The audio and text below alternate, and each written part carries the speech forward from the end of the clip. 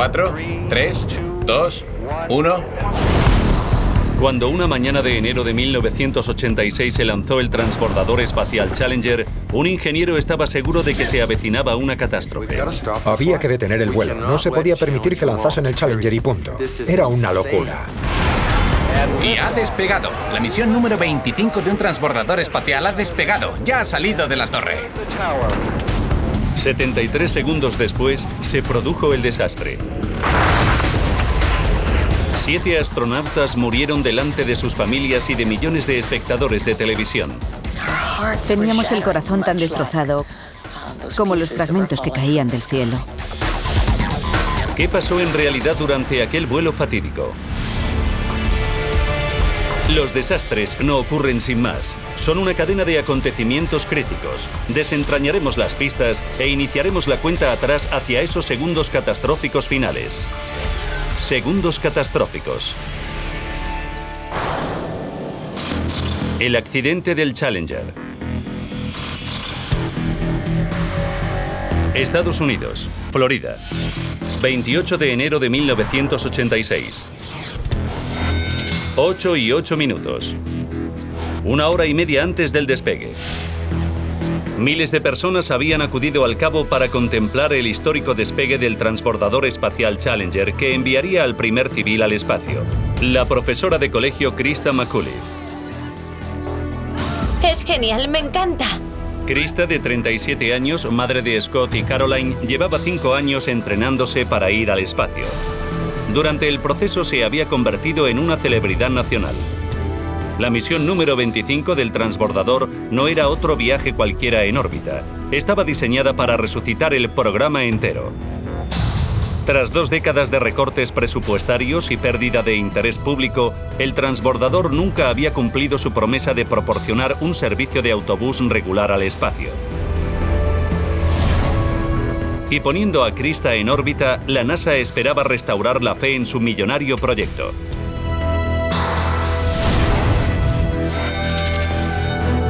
8:38 de la mañana, 1 hora antes del despegue. Krista y los otros 6 astronautas se vistieron y se prepararon para embarcar en el transbordador. El piloto Mike Smith iba a efectuar su primer lanzamiento. Los especialistas Ron McNair, Ellison Onizuka y Judy Resnick ya habían volado en 3 misiones. Era el primer viaje para el experto en satélites Greg Jarvis. Y al mando de la misión se encontraba el comandante Dick Scooby. Para Dick era un premio enorme ser por fin el comandante de una misión espacial. Le encantaba danzar por el cielo. De los 4 transbordadores de la flota, el Challenger era el más fiable con diferencia. Torre de control, llamando al comandante. Adelante. Muy bien, ya está todo listo. Damos por finalizado el embarque. Vale, recibido. Pero la misión no marchaba según lo planeado. Se había retrasado más de una semana por el mal tiempo. El clima, inusualmente frío, había cubierto la plataforma con placas de hielo de 7,5 centímetros de grosor y carámbanos de más de 1 metro de largo. Nunca se había lanzado un transbordador en esas condiciones tan extremas. Tenemos un problema, hay hielo en la estructura. 9:08. La torre de control decidió retrasar el lanzamiento 2 horas para ver si se derretía el hielo. 11:29. Torre de control, les informamos de que solo quedan 9 minutos para el lanzamiento. Vamos a revisar los sistemas de propulsión. Recibido. 9 minutos antes del lanzamiento, la torre de control decidió confirmar que todos los sistemas de propulsión del transbordador funcionaban correctamente. Preparados. La decisión fue unánime. Torre de control, soy Kennedy. Estamos listos para despegar. 3, 2, 1...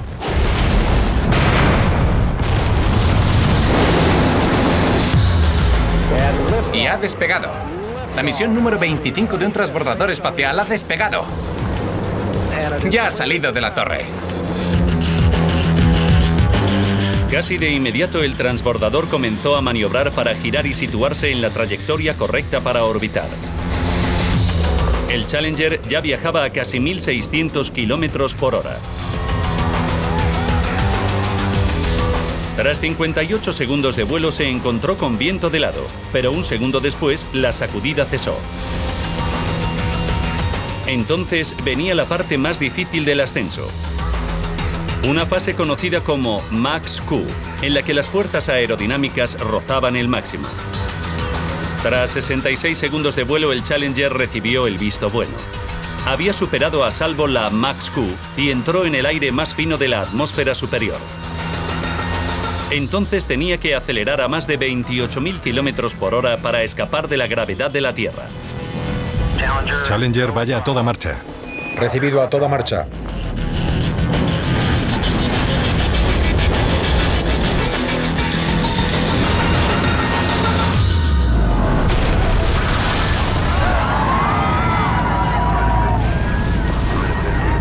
De repente, el Challenger fue engullido por una bola de fuego. En la torre de control se quedaron asombrados. Habían perdido todo contacto con el transbordador. Operadores, observen los datos cuidadosamente. Nadie estaba seguro de lo que había pasado.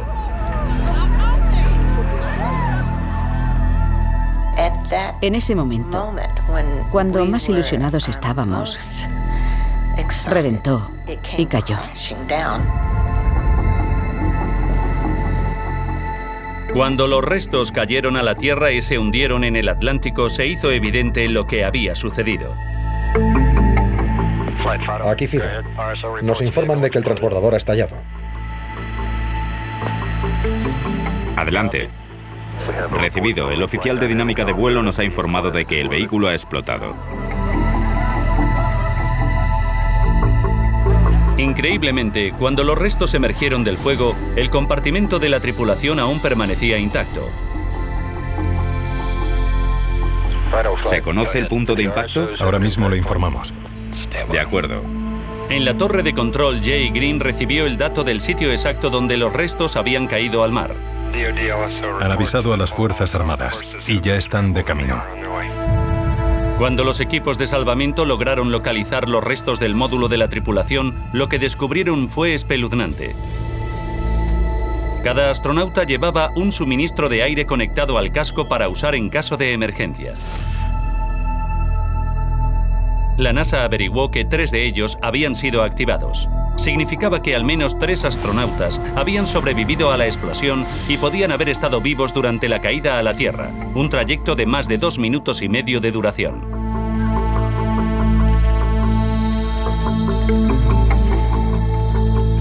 En el funeral, el presidente Reagan rindió homenaje a la valiente tripulación. Todos los familiares de los astronautas estuvieron presentes, incluida June y su familia. Dick, Mike, Judy, Elle, Lom, Greg y Krista. Vuestras familias y vuestro país guardan luto por vuestro fallecimiento. Os decimos adiós, pero nunca os olvidaremos. Mientras Estados Unidos guardaba luto, la presión por averiguar lo que había provocado la explosión del transbordador iba en aumento. Una comisión presidencial pasó 5 meses investigando el desastre y descubrió que el cohete acelerador sólido derecho había funcionado mal. El acelerador estaba formado por 4 segmentos atornillados que se unían por unas ensambladuras selladas por un par de juntas tóricas de goma comprimida. En el momento de la ignición, el cohete arrancaba en menos de 1/100ª de segundo y se desprendía del revestimiento de acero del acelerador. Las juntas tóricas tenían que expandirse a una velocidad mayor que un guiño para impedir que el combustible del cohete se fugase por la ensambladura. La comisión descubrió que debido a las gélidas temperaturas, las juntas tóricas de la ensambladura inferior del acelerador derecho no se expandieron tanto como deberían haberlo hecho. Cuando el transbordador aceleró hacia el cielo y superó la fase Max Q, una llama quemó el anclaje que sujetaba el acelerador al tanque externo. Cuando el anclaje se rompió por completo, la sección inferior entera cedió. El morro del acelerador chocó con la parte superior del tanque, con resultados devastadores.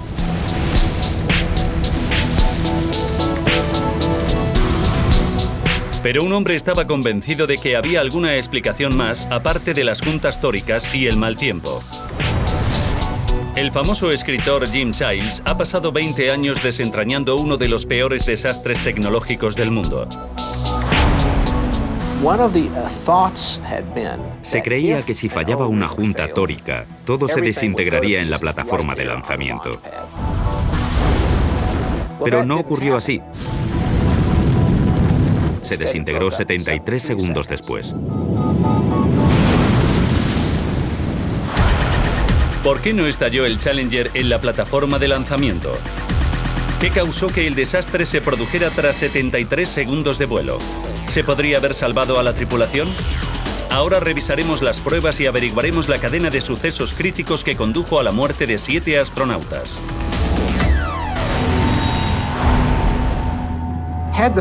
Si las circunstancias hubieran sido un poco distintas, ¿se hubiera podido salvar el transbordador y su tripulación? Es una pregunta que me atormenta.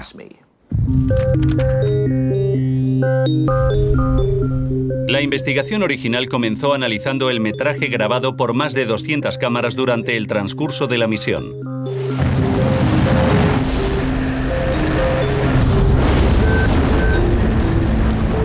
En los primeros 2 segundos, las imágenes revelaban un misterioso humo negro que salía de detrás del acelerador derecho, cerca del tanque externo.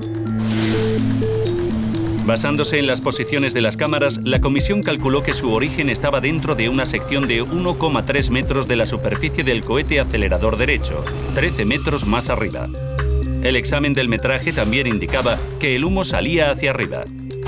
Esa información vital, junto con el color negro del humo, indicaba que se trataba de la combustión de una junta tórica. Pero Jim Childs no estaba convencido de que esa era toda la verdad. Cuando Childs repasó el informe oficial, se dio cuenta de que no era el único con preguntas sin responder. Me llamo Roger Boisjoly. El ingeniero Roger Boisjoly trabajaba para Thiokol, la empresa que fabricaba los aceleradores de la NASA. Juro decir la verdad. Toda la verdad y nada más. Testificó ante la comisión en 1986, y él también se dio cuenta de que podía deberse a una cadena de sucesos más compleja. Si se hubiera producido una filtración en la ensambladura, habría explotado durante la ignición. Y no solo habría destrozado el transbordador, y habría matado a los astronautas, también habría destrozado la plataforma de lanzamiento. La declaración de Boisjoly asombró a la comisión. Afirmó que él sabía que el mal tiempo pondría en peligro la misión. Su convicción se basaba en pruebas de un lanzamiento previo. Boisjoly pensaba que el frío dejaba rígidas las juntas tóricas e impedía que se sellaran. Pero cuando Childs leyó el informe, se dio cuenta de que el testimonio de Boisjoly no terminaba allí. Boisjoly había intentado detener el lanzamiento en una teleconferencia 13 horas antes del despegue. En ella intervinieron los 4 principales ejecutivos de Morton Thiokol, varios ejecutivos del Centro Espacial Kennedy de la NASA y desde Tennessee, el director de cohetes aceleradores de la NASA, Lawrence Mulloy. Les preguntaron si les preocupaba efectuar el lanzamiento al día siguiente en plena ola de frío. Cuando lo oí casi me volví loco. Recomiendo que no se efectúe el lanzamiento a temperaturas bajo cero. Cuando Boisjoly les advirtió que era demasiado peligroso seguir adelante con el lanzamiento con temperaturas gélidas, los ejecutivos de Thiokol aconsejaron a la NASA suspenderlo. Pero la NASA consideró que los datos no eran concluyentes. Esto es inaudito. ¿Cómo pueden plantear esa cuestión la noche antes del lanzamiento? Cielo santo, no tiene ningún sentido. En respuesta a Mulloy, los ejecutivos de Thiokol suspendieron la teleconferencia para reconsiderar su posición.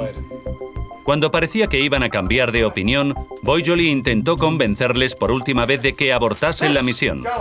Esto, caballeros, es un asunto serio. Pero esa vez ignoraron su opinión. Muy bien, señores. Vamos a votar.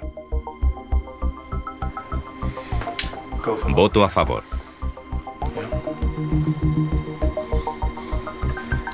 Los 4 ejecutivos acordaron acceder al lanzamiento. Y cuando se lo dijeron a la NASA, Lawrence Mulloy aceptó de inmediato su decisión. Al día siguiente, cuando Boisjoly presenció el lanzamiento, estaba seguro de que contemplaría una explosión de proporciones faraónicas a nivel del suelo. Cuando el transbordador entró en ignición y salió de la torre de lanzamiento, sentí un gran alivio. Pero, por supuesto, el alivio de Boisjoly duró poco.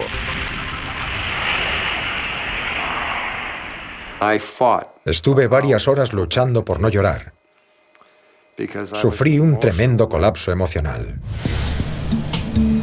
Como había hecho la comisión antes que él, Childs se centró entonces en el humo negro que salía del cohete acelerador sólido derecho. Por la película sabíamos que el humo se había originado poco después del lanzamiento.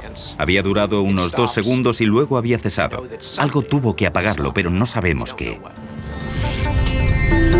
El humo no salía en una larga fumarola, sino en una serie de 9 bocanadas cortas. ¿Qué causaba esas pulsaciones? 6 segundos antes del despegue, se arrancaron los motores principales. En ese punto, el transbordador entero continuaba anclado al suelo. El enorme impulso empujó el morro del Challenger 1 metro hacia un lado.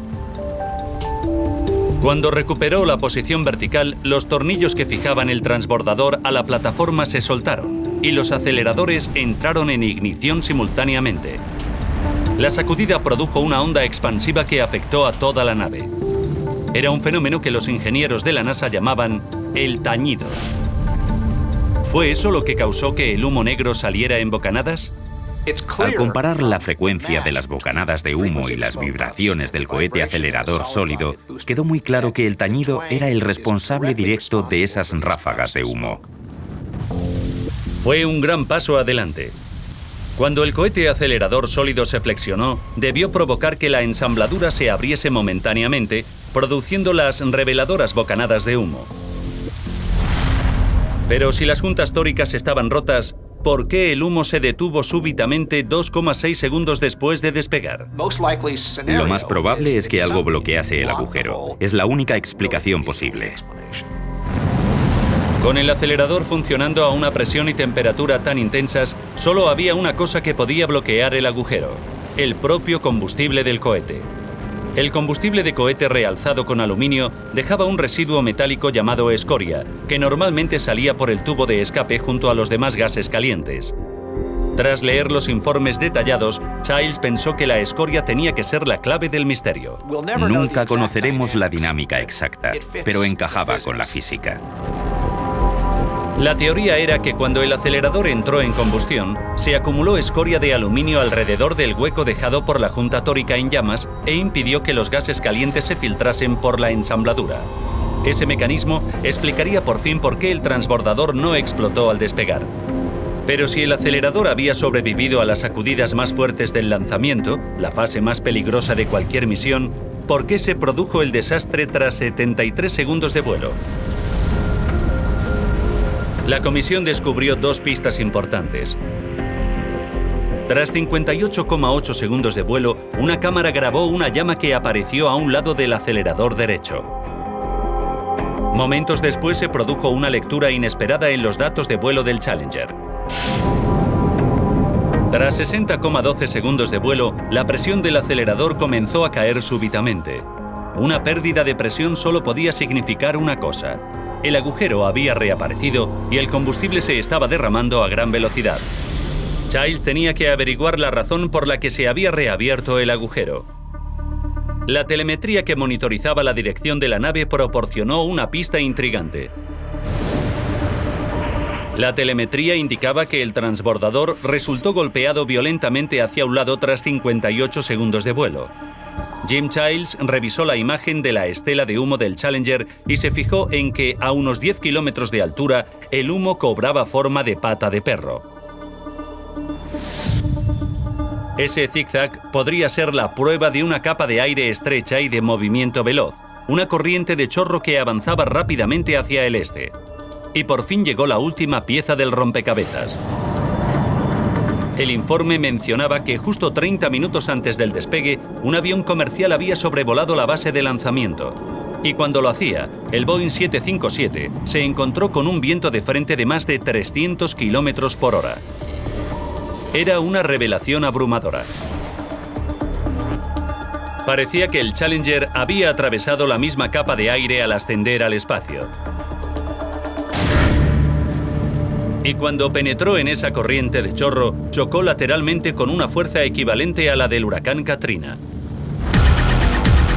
Ahora recapitularemos los sucesos de aquel malogrado vuelo y nos basaremos en las pruebas descubiertas durante la exhaustiva investigación para revelar lo que causó exactamente el desastre del transbordador Challenger, 73 segundos después del despegue.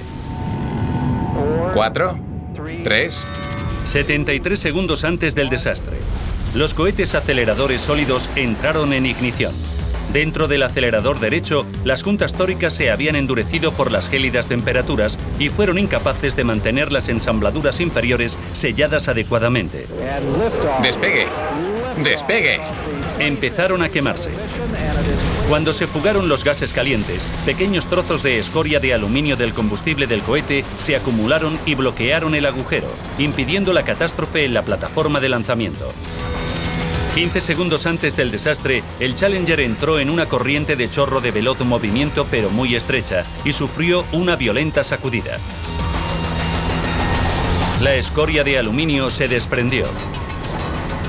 Casi inmediatamente apareció una llama en el cohete acelerador sólido derecho. 8 segundos antes del desastre. La llama penetró en el tanque externo con la intensidad de un soplete y el hidrógeno líquido comenzó a derramarse.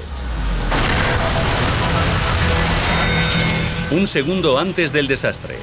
Se rompió el anclaje entre el acelerador y el tanque y se desprendió la sección inferior entera. El incendio empujó el compartimento del hidrógeno líquido hacia arriba contra el contenedor relleno de oxígeno, a la vez que el acelerador chocaba con la parte superior del tanque externo. Casi 2 millones de litros de combustible se prendieron fuego instantáneamente. El transbordador se desintegró. En su informe final, la Comisión Presidencial achacó el desastre del transbordador Challenger al mal tiempo, las malas decisiones y un programa de vuelo poco realista. Consideró tanto a los ejecutivos de la NASA como a los de Morton Thiokol responsables de la decisión de volar. En los meses posteriores al desastre, Morton Thiokol pagó $4,6 millones a las familias de los astronautas, pero firmó un contrato con la NASA valorado en $1.800 millones para desarrollar una nueva generación de cohetes aceleradores. Lawrence Mulloy, ejecutivo de la NASA, fue ascendido a subdirector de todos los sistemas de propulsión. Roger Boisjoly dimitió de Morton Thiokol y sufrió una crisis nerviosa. El programa de transbordadores fue suspendido durante 3 años mientras se rediseñaban las naves y se les instalaba una amplia variedad de nuevos sistemas de seguridad. Pero incluso así, en 2003, el Columbia ardió en su viaje de regreso desde el espacio. Perdieron la vida 7 astronautas más. La investigación del accidente concluyó que la NASA no había sido capaz de aprender la lección del Challenger.